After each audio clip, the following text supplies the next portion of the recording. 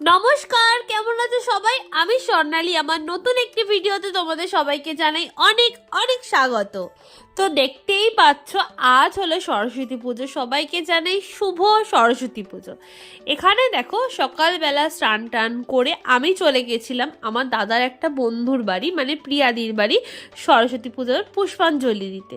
এখানে দেখো, সারা ঘর ভর্তি প্রিয়াদি স্টুডেন্টগুলো গিজগিজ করছে আর সবাই মিলে পুষ্পাঞ্জলি দিচ্ছে। কি সুন্দরই না লাগ। তারপর এখানে আমরা সবাই মিলে পুষ্পাঞ্জলি দেওয়ার পর ঠাকুরের আরতি হচ্ছে। আচ্ছা, তোমরা সবাই তো আমার ভিডিও দেখছো, কিন্তু কেউ চ্যানেলটাকে সাবস্ক্রাইব করছো না। কেন এরকম করছো? এরকম করলে কিন্তু আমি রেগে যাব, আমার কিন্তু খুব কষ্ট হবে। তাই কি করছো? তাড়াতাড়ি গিয়ে চ্যানেলটাকে সাবস্ক্রাইব করো, যাতে আমার চ্যানেলের ভিডিওগুলো সবার আগে তোমাদের কাছে পৌঁছে যায়।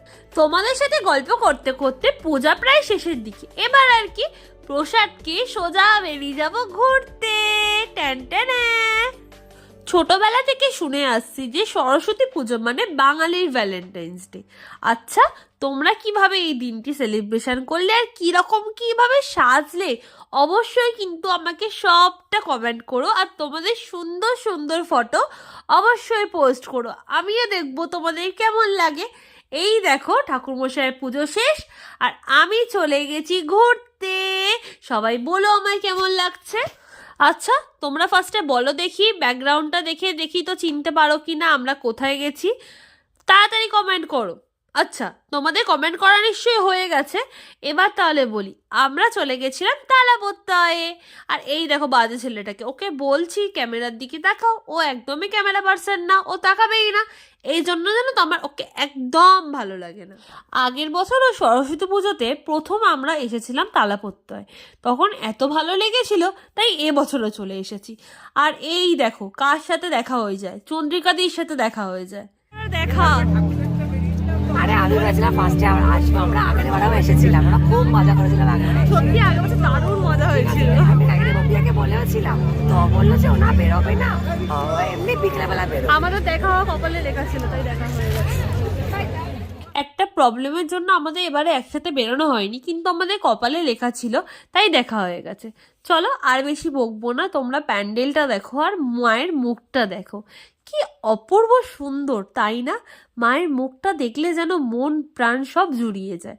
তারপর আর কি, ফটো তুলে চলে গেছিলাম একটু ওই ময়দানে আড্ডা মারবো বলে। তার আগে মানে একটু খিদে পেয়ে গেছিল, তাই জন্য কোথায় গেছিলাম শুনবে?